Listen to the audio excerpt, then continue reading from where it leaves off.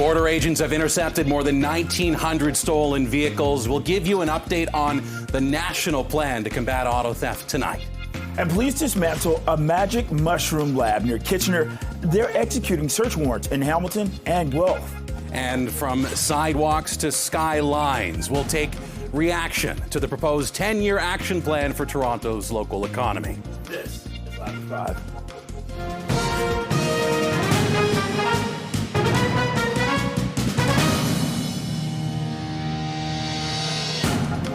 Good evening. I'm Bakari Savage. And I'm Andrew Brennan. Welcome to Live at 5. The federal government says its national action plan to combat auto theft is working. There's a 19% drop in thefts for the first half of this year, at least compared to 1 year ago. Okay. Right now, CP24's crime analyst Steve Ryan joins us live from Oakville with more on today's update, along with a number of recovered stolen vehicles. Right, Steve? Yeah. That's right, Bakari. We heard from the feds today at a press conference out in Oakville, out front of number 2 district, and many MPs, including the Minister of Transportation, spoke about what they say is a success when it comes to combating auto thefts, auto crimes. That includes theft of vehicles from driveways and violent carjackings as well. Back in February, the feds held a conference, auto theft conference. At that time, they came up with $28 million to give to the CBSA over a 3-year period to help them with resources in combating auto theft. So auto thefts are down in a lot of regions, but I can tell you that carjackings are up in many of those regions as well. So to many police officials, including those that I spoke with today, the problem really is not being addressed quite fully when it comes to deterring auto crimes or thieves from stealing vehicles or carjacking vehicles. The rate of cars being stolen is still quite high, and yeah, 1,900 vehicles have been recovered. That is reactive, however. So the deed is done oftentimes, and those vehicles are stolen and made out towards Montreal, where they're going to be shipped overseas. Oftentimes there's trauma to those victims who've lost their vehicles, some to carjackings, and many times, by this point in time, those who lost their vehicles have been made whole by the insurance companies. So those vehicles now become aftermarket vehicles that are sold secondhand. The insurance companies get a chance to recover some of their money, but it doesn't really act as a deterrent, as would things such as enforcing bail when you've got repeat offenders, violent offenders staying in custody, or those that are convicted of auto theft or carjackings, stiffer sentences, because the reward right now still outweighs the risk, and that's coming from many of the policing officials that I've spoke with, and they still have concerns about what needs to be done when it comes to combating this crisis throughout the GTA. Here's more from the Minister of Transportation, who we heard from earlier today out in Oakville. Let's listen. The CBSA has expanded its scanning technology, its data analytics, and advanced targeting to increase its ability to examine shipping containers that are destined for export.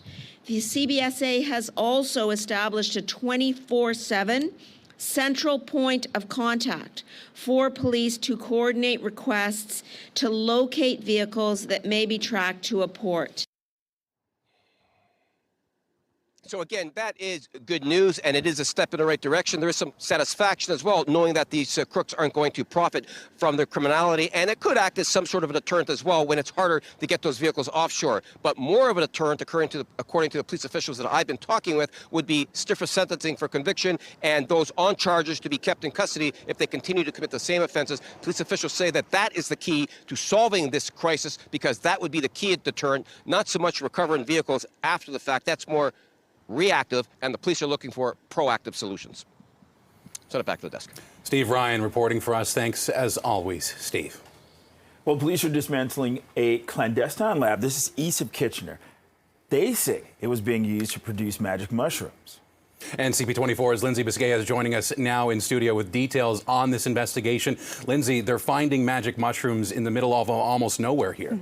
Yeah, exactly. I mean, for those who don't know, this exact location that we're talking about, Pushlinch, is a township about 30 minutes north of Hamilton. So that is where this supposed lab has been discovered by Toronto police. But I want to back up, because this is actually an investigation that started in August in Stouffville. Police executed a search warrant at a property there, and then from there they started investigating 2 different properties, one in Puslinch and another in Hamilton. And when they executed a search warrant at the property in Puslinch, you're seeing this here, they uncovered this building, which police say they believe is an undercover lab. And police believe this lab has been producing magic mushrooms that are being commercially sold across Ontario. And we heard from York Regional Police today a little bit more about this investigation. Here's what they had to say. To somebody who is not used to the product, it could be extremely dangerous, especially if somebody were to, for example, get behind the wheel of a car. It's a hallucinogenic drug, and those effects on somebody may be something that they're not prepared for or used to, and that could cause potentially risk to themselves or other members of the public if they're driving a vehicle, for example.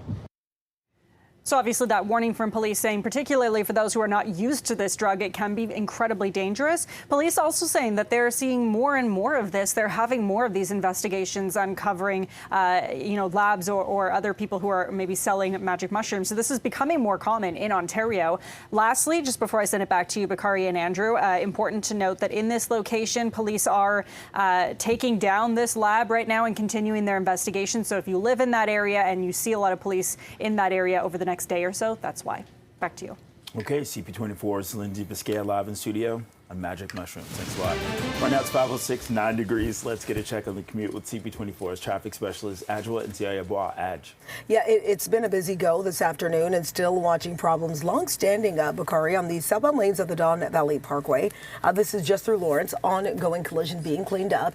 It is the right lane as well as that right shoulder. That is out. Again, you're looking at major backups from well before Finch on the 404. Traveling towards the DVP, still busy off the Gardner to approaching Don Mills. We had some problems in the center lane. Just watched everything clear the scene. Traveling towards the Gardner, still pretty busy as you make your way in and head out of the downtown core. And you know what? I think problems might have cleared. No, they're still there. This is on the southbound 410 exit ramp that does take you to Dairy Road. It has cleared. We're dealing with a collision. It was in the center lane. It's gone. Outside of camera view, though, problems still lingering on the eastbound 403 at the link in Hamilton. It's a collision long-standing in the right lane. This CP24 traffic report is brought to you by 407 ETR. Enjoy the journey with a stress-free commute. Thanks very much, Adj. And now police are looking for 2 suspects after elderly people were allegedly targeted using ATMs in Scarborough. So these are the 2 men that police are trying to identify. You see them right there on your screen. According to police, the incidents happened in February and March near Kingston and Port Union Roads. Investigators say that the suspects distracted the victim while withdrawing cash from ATMs and then allegedly accessed the victim's account or took their bank card. So police advise residents, be aware of your surroundings while using ATMs. Anyone with any information, you're asked to come forward. In other news, police are looking for a man after an alleged sexual assault in North York. This reported on September 26 in the Bathurst and Finch area. Now, police say the suspect allegedly sexually assaulted the victim when they were waiting for a bus. He then, police say, followed the victim onto the bus and allegedly sexually assaulted them a second time. The suspect, whose photos on your screen, is described as a man between 30 and 35 years old, stocky build, thin mustache, and medium-length black hair. He was last seen wearing a white T-shirt, black shorts, and black Puma sandals. Anyone with information is asked to come forward. It's 5:08, 9 degrees. This is Live at 5. And coming up, we'll hear what former Mayor John Tory thinks about the new plan for Toronto's economic future. That's next.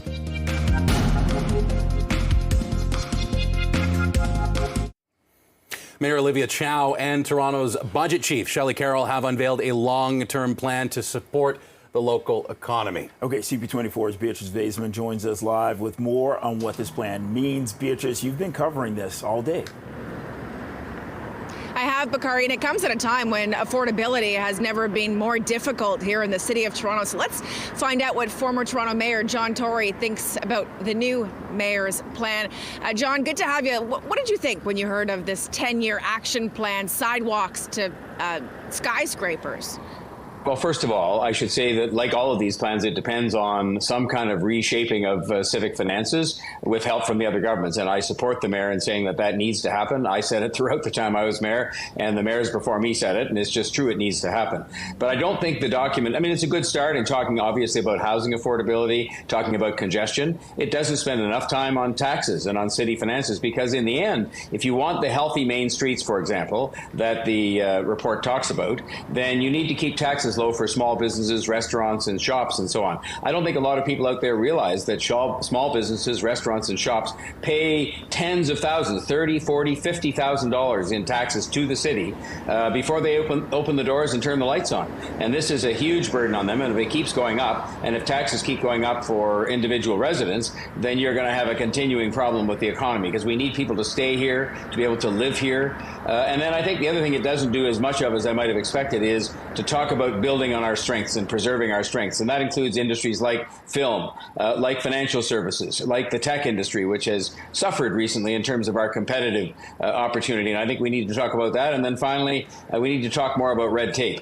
In this environment where just about everything can be done digitally, more and more city services. We started when I was there, Mayor Chow's continued, but we have to pick up the pace on making it simpler for people to do business and get permits and so on from the city. So these are all things that the city can do, leaving aside what the province and the federal government can do to help cities to be strong, especially Toronto, which is the engine of the entire national economy, not just our own local economy.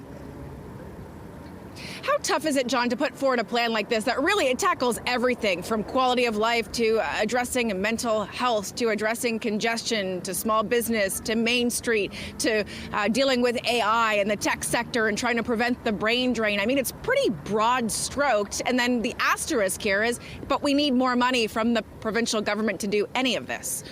Well, I understand the challenge of trying to cover everything, because that is something people expect. But at the same time, if you have 100 priorities, you really have none. And so the problem with these documents is they don't end up saying, well, look, the top 3 things we can do right now in the first 2 years of the 10-year plan are the following. And I would have said things like keeping taxes down, community safety, addressing congestion, which they're starting to do. I would say those are the kinds of things that should be top priority. But, and strengthening the existing industries that are already here and making sure they can hang in there. But it's hard when you're writing these reports, because by definition, everybody sort of expects and wants to be mentioned. Every industry wants to be mentioned. Every priority is a top one, but you can't have 100 top priorities. So the report in that sense is very broad and covers everybody, but it doesn't necessarily it's not as crisp as I might expect in terms of saying these are the 3 things we need to do in the short term to really make Toronto get back on its feet from the pre-pandemic times. And certainly congestion, I think, is what so many people, not only small business owners, but the average Torontonian thinking about. Unfortunately, we're going to have to leave it there. Former Toronto Mayor John Tory, thank you for your perspective. Thank you, Beatrice. And so, Andrew Bakari, committee is going to get to hear this plan coming up next week, and then next month, council will get to consider it. Back to you. That's Beatrice Vaisman reporting live from outside City Hall. Thank you, Beatrice. Well, Metrolink has replaced 2 members of its senior management team.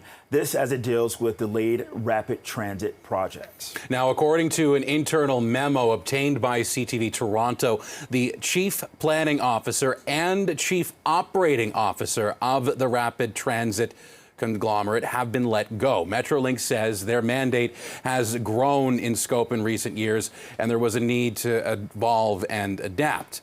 Now, the Eglinton Crosstown LRT and Finch West LRT have yet to come online, even after years of delays and lawsuits.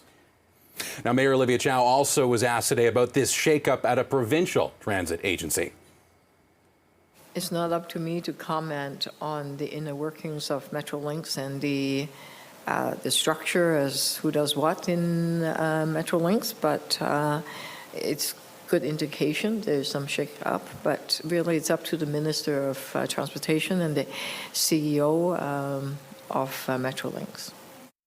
The most recent update from Metrolinks on the Eglinton Crosstown, it means basically that the line will not open this year, and along with that, there's still no indication on when it'll be in operation. Well, time will tell. Now, in terms of another form of time, thinking of the future, a panel of doctors and researchers are looking at what recommendations there could be for Canada to be better prepared for the next potential pandemic. For this, we turn to CP24's Phil Perkins with the rest of the story. Phil.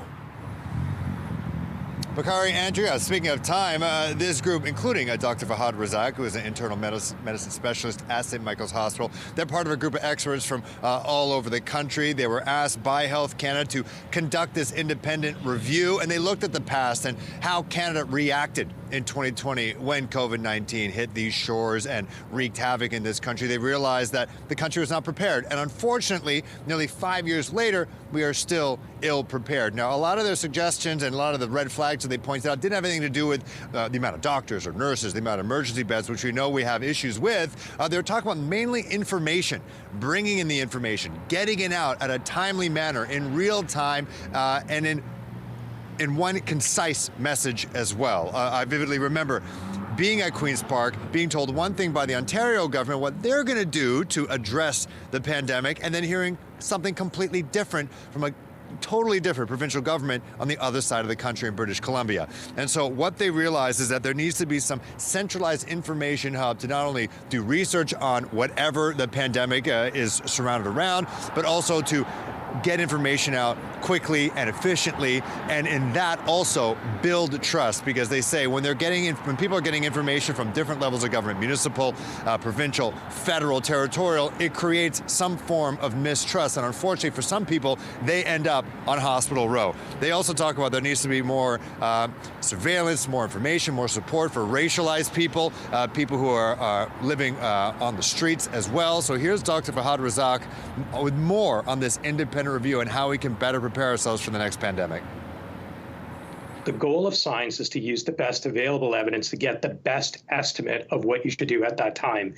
Part of trust is releasing information, we believe, in as close to real time as possible to say, here's why we're recommending it based on what evidence we have, which at sometimes, masking as an example, or the 6-foot rule as an example, could be based on very little available evidence, but based on our best estimates based on what we're seeing.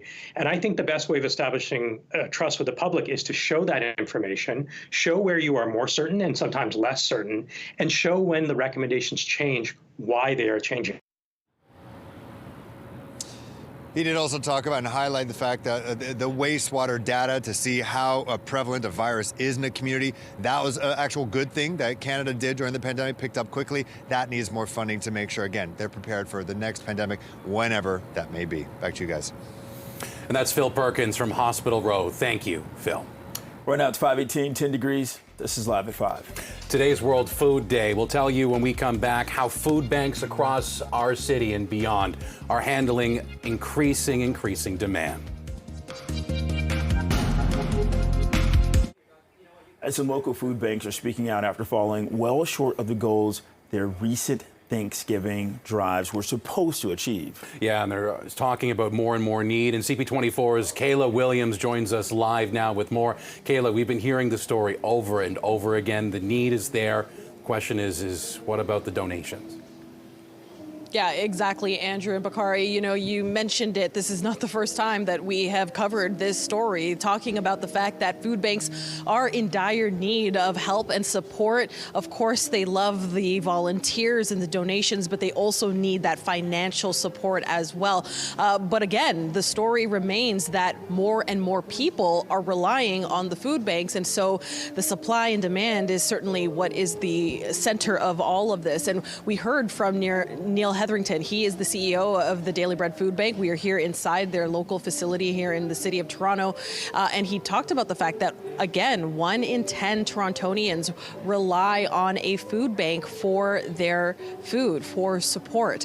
And when it comes to some of their numbers, what they've been aiming for this year, they have fallen short. And that comes especially right now as we are just days after the Thanksgiving long weekend. And this is typically a time of year when food banks sort of see that uptick in support around the holiday season. That's when people tend to give a bit more. So it is really a call to action that more needs to be done. Here's more from Neil, as well as a representative from the North York Harvest Food Bank as well.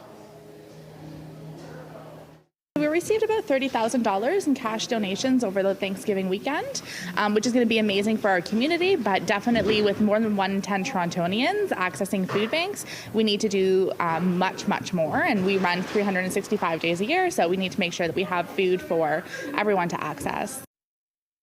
we're going to press even harder. And we're going to press harder in terms of the community, letting people know that they have an opportunity to contribute. But we're also going to make sure that we press even harder when it comes to advocating for systemic solutions. I think we need to look at things like building decent, affordable housing. That's going to take a long time, but housing supplements can come now. We are going to press hard to make sure that the Canada Disability Benefit is fully funded. It's not right now. And 1.5 million Canadians are legislated to live in poverty thanks to the current income supports that are provided through things like Ontario Disability. So those are the types of things that we're going to press. Yeah, and as you just heard from Neil, there are multiple factors that go into this dilemma. But of course, again, that staggering stat of 1 in 10 Torontonians needing food banks in order to survive right now. Also, a new report out of the Canadian Community Health Survey stating that 15.6% of households are now experiencing food insecurity. And that was in 2022, which is a huge uptick from 9% back from 2017 to 2021. So there's no doubt that the need is definitely on the rise, but of course the support also needs to be on the rise, and they're just not quite seeing that at this time. We'll send it back inside to you. Yeah, those numbers painting a picture about the people in need. Thank you, Kayla.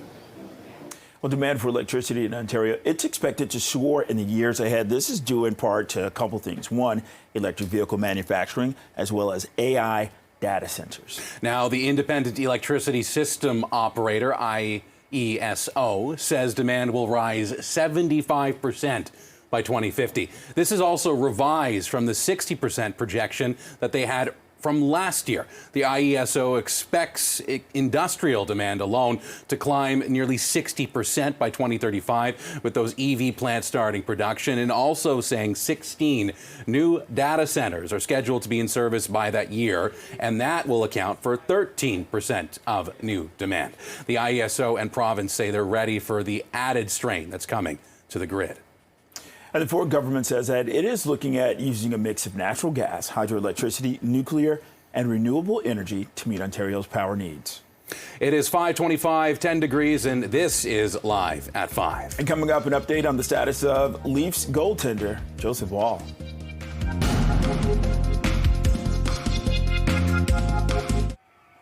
Well, the Leafs are hosting the Kings tonight and may be closer to getting one of their netminders back. The Wall. Joseph Woll was on the ice ahead of the optional skate this morning. He has been dealing with a lower body injury and hasn't played yet this season. He did skate yesterday, but it appears that Anthony Stolarz will be in net tonight. Now, head coach Craig Berube says he expects this evening's matchup against the Kings to be a tough one. They're heavy, big team. Strong down low in the offensive zone. They play a different style than they have in the past. They're a lot more on the go now, and they got some very good players over there with their leader Kopitar. Fiala's dangerous. They're good in the power play. Scored 3 the other night, I think, against Ottawa. So we got to be disciplined, but they're a big, heavy team. Okay, we're about a couple of hours away from puck drop, which is set for 7:30. As for right now, it's 5:28, 10 degrees, and this is Live at 5. And police dismantle a magic mushroom lab near Kitchener, and they're executing search warrants in other parts of the GTA as well. The latest on this major drug bust coming up next.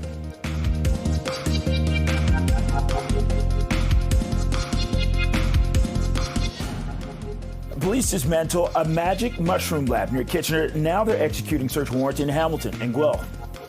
And border agents intercepting more than 1,900 stolen vehicles this year alone. We'll have an update on the national plan to combat auto theft tonight. From sidewalks to skylines, we'll have reaction to the new proposed 10-year action plan for Toronto's economy.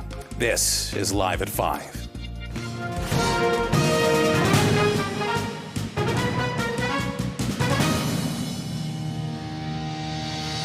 Hello, I'm Andrew Brennan. And I'm Bakari Savage. Police are dismantling a clandestine lab east of Kitchener. They say it was being used to produce magic mushrooms. CP24's Lindsay Biscaya joining us live with details on this investigation. And it seems, Lindsay, that police have gone on quite a chase to get this contraband. Yeah, that's right, Andrew and Bakari. I mean, this has been going on since August, actually, when police began their investigation at a property actually in Stouffville. Since then, when they executed a search warrant there, that led them to a larger investigation involving two separate properties. So one of them was in Hamilton. The other is in Puslinch, which is a township about 30 minutes north of Hamilton, kind of between Hamilton and Kitchener or Hamilton and Guelph. That is where police executed a search warrant at a property, and that is where they uncovered this large lab. Here you can see Chopper 24 was over the scene earlier today. This is what it looks like from above. Police believe this lab has been producing magic mushrooms that are being commercially sold across Ontario. And we did hear from York Regional Police earlier today when they spoke to reporters talking about that moment when they actually found the lab. Here's what they had to say. When officers found the clandestine laboratory, they backed out and we had to get specially trained people here. So not knowing what's in there because the safety equipment wasn't available at that time, they just do this as a precaution to make sure that everybody's going to be as safe as possible. Police saying, of course, Bakari and Andrew, that they're seeing a rise in magic mushrooms really across Ontario when it comes to finding them, to finding the production of them, and the illegal sale of them. And they're also warning people as well, specifically for those who don't use magic mushrooms often. They can be particularly dangerous because they are psychedelics, and so they're warning people against that. And lastly, for people who are in that area, if they notice a large police presence for the rest of today, possibly even for a few days after today, that is because police remain on scene with their investigation, also dismantling that lab. Back to you. That's Lindsay Biscaya breaking this all down for us in studio. Thanks, Lindsay. The federal government says that its National Action Plan on combating auto theft, it's working with a 19% drop in thefts in the first half of the year. That's compared to a year ago. And to help us break this down, let's bring in our crime analyst, Steve Ryan, who's joining us from Oakville with more on today's update. And Steve, you've been able to see even some of the vehicles recovered today. Yeah, that's right, Andrew. We're actually in the GTA somewhere. I can't tell you where we are, and that's because there is a warehouse at this location where the CBSA stores all the seized stolen vehicles. So we were asked not to disclose its location for obvious reasons, I should say. So we were in Oakville earlier on today, outside of two district headquarters in Halton, and that's where the Minister of Transportation and many other MPs held a press conference to discuss their contribution to fighting auto thefts. The Minister of Transportation discussed the $28 million that the feds have ponied up to the CBSA to help combat auto thefts. That's over a 3-year period. And they held a conference, a auto theft conference in February with all of the stakeholders to come up with some new ideas as to ways to help minimize this, these sort of menace crimes from occurring. So that took place today. The Minister of Transportation said that they are seeing the value of their investment with 1,900 some odd vehicles being seized since February of 2024. Many police officials have reached out to me throughout the day, throughout the GTA and beyond. And they said to me that, yes, that is a good start, but they would like to see stiffer penalties for those convicted of stealing autos, whether that's at your driveway or carjacking, and for things such as violent crimes and repeat offenders. They'd like to see bail being implemented, lack of bail being implemented, I should say, with detention orders, because they said that will be more of a deterrent as opposed to just stealing a vehicle and recovering a vehicle, because the recovery of a vehicle is done after the fact. It's more reactionary than proactive as opposed to reactive, and they say that is more of a way to attack this crisis and deter those from thinking about stealing vehicles as opposed to stealing the vehicles after it's already been done. Here's more from the Minister of Transportation, who we heard from earlier today. Let's have a listen. This is working, that we are seeing a 19% decrease in auto theft. During the first half of 2024 compared to last year, we are seeing the CBSA intercepting 1,900 plus vehicles, and we are making sure that we ourselves as a federal government are being held accountable. Police services remain dedicated to fighting this very menace crime throughout the GTA, but there's a lot of work still to be done, so I'm told. Send it back to the desk. Okay, CP24's crime analyst, Steve Ryan. Steve, thank you. A Markham man has been charged in a second sexual assault reported just days after he was released on bail in another alleged sexual assault case. 62-year-old Mahendran Tambarat Ibrahim was taken into custody on Saturday. This is after police were called to the area of Brimley and Denison. So just 9 days prior, York police say that he was arrested in a case where a victim reported being sexually assaulted while out for a walk near Markham Road and 14th Avenue. Police have released his photo because they're concerned that more people could be affected. Turning to Peel region now, police there have arrested a man they say is accused of stealing more than $250,000 worth of goods, booze, from the LCBO over the past year. Will Hassan Abdi is facing multiple theft charges. Police say nearly $260,000 of product was stolen from LCBO locations in the GTA. $160,000 of that was taken from stores in Peel. The thefts, they occurred between October of 2023 and September of this year. So police say that Abdi was on a probation order for similar offenses at the time of the thefts.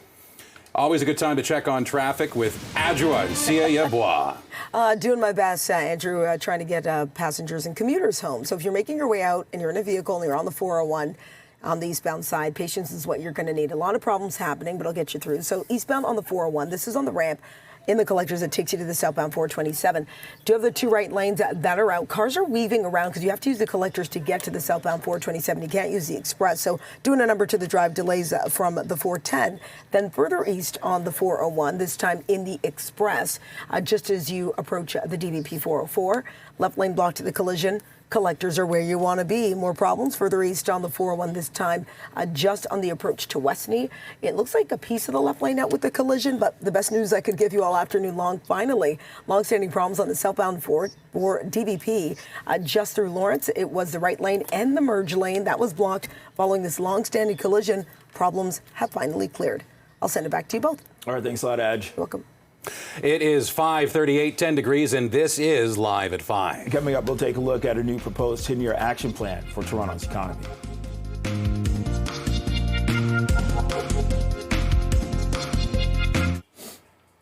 Welcome back. Let's talk about Toronto's future. Mayor Olivia Chow and the budget chief at City Hall, Shelley Carroll, have unveiled a long-term action plan for Toronto's economy. Okay, for more, we turn to CP24. It's Beatrice Vaisman who joins us live with more on what this plan means. And also, there's quite an interesting theme for the plan, right, Beatrice?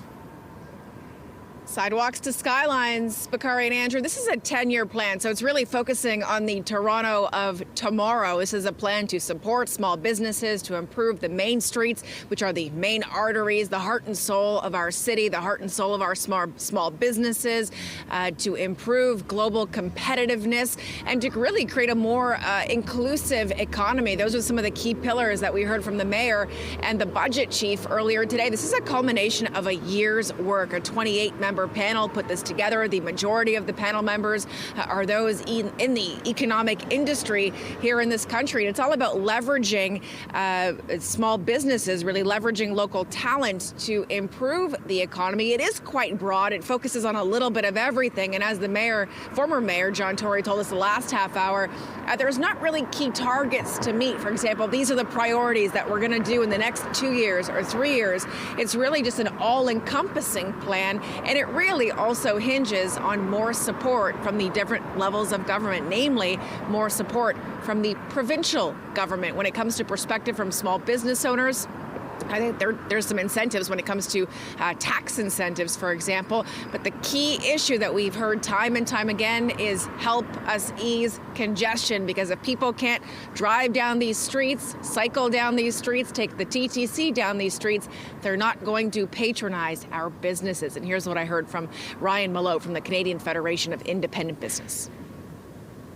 One of the things that we have heard incredibly loudly from Toronto's small business community is that there is a lot of construction disruption in the city. Seeing an action plan around a Main Street Resiliency Fund is really encouraging. Devil's going to be in the details in that one, but really glad that it's here at a high level.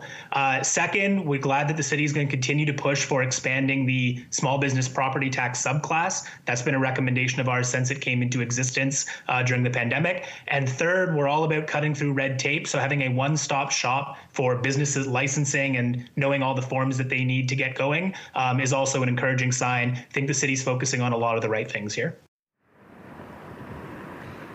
And so, as Ryan says, the devil is in the details. An executive committee is going to get to see those details coming up next week. And then next month, council will consider those details as well. But this is a plan to take the city through 2035 to improve municipal services here in Toronto, to make the city a better place for people to live, to work, and to play. Back to you guys. Time will tell. Sky's maybe the limit. Beatrice Vaisman reporting live. Thanks, Beatrice. Well, the province plans to release its fall economic statement October 30th. Now, the legislature is set to reconvene for the fall session next week. The Ford government has been laying out its priorities for weeks now. The finance minister says the plan is focusing on rebuilding the economy, fighting gridlock, building infrastructure, and keeping costs down.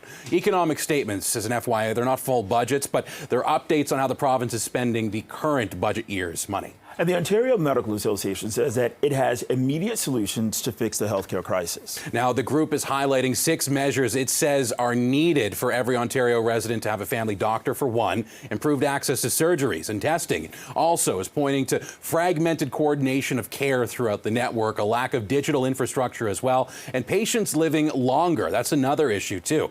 Now, the OMA's president, Dr. Dominic Novak, joined us earlier. What I know is that patients deserve better, and as health professionals, there's what's called moral injury, right? Moral injury is when you see your patient, when you know what they need in terms of their care, but you're met with a healthcare system that can't meet that need. That's what we're in right now. That's why we're calling this a catastrophe in our healthcare system, and that's why the best time would have been years ago. The next best time is now. Well, currently there are more than 2.5 million Ontario residents without a family doctor. And you know what? That number is expected to jump to 25% of Ontarians by 2026. It's 5:45 right now, 10 degrees, and this is Live at 5. And coming up, Prime Minister Justin Trudeau testifies at the federal inquiry into foreign interference.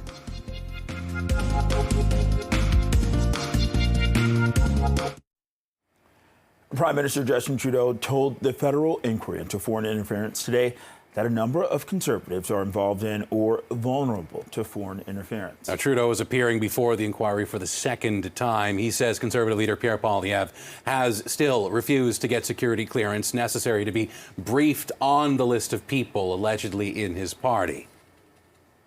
Nobody in his party, not him, nobody in a position of power knows the names of these individuals and can take appropriate action. It also means nobody's there to stand up for those individuals if the intelligence is shoddy or incomplete or just allegations from a single source. And that is something that as you've seen, we are ready to question intelligence when it comes towards the Liberal Party members, because we need to make sure if you're going to end someone's career, you're doing it in a responsible way.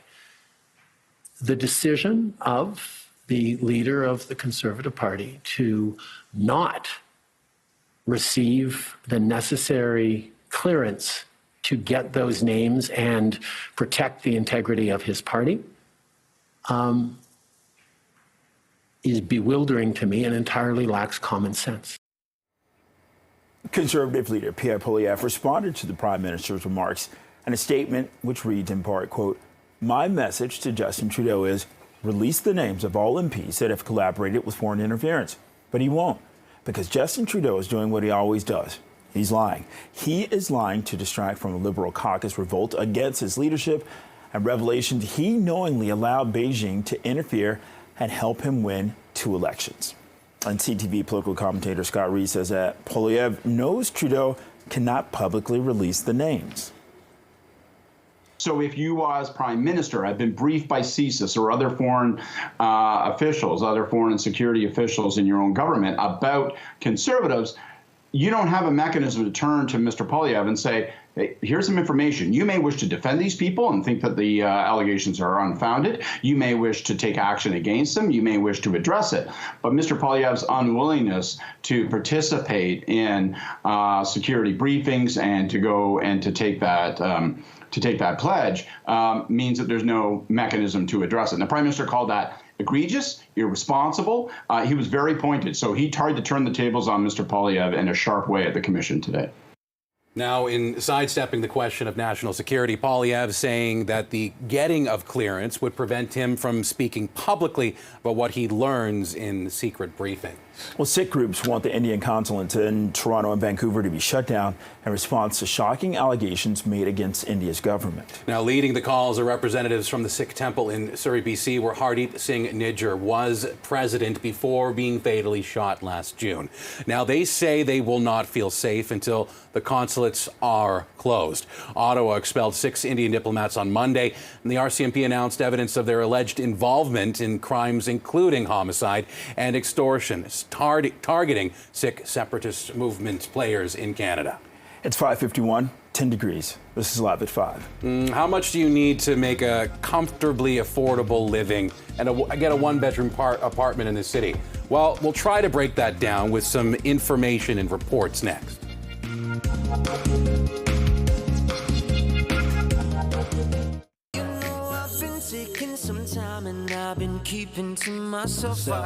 And this just into CP24. Former One Direction member Liam Payne is dead at 31. Argentine media are reporting that Payne was found dead outside of a hotel in Buenos Aires. According to local emergency services, he died after falling from the 3rd floor of his hotel and from the room. Liam Payne was one of the 5 members of the boy band One Direction.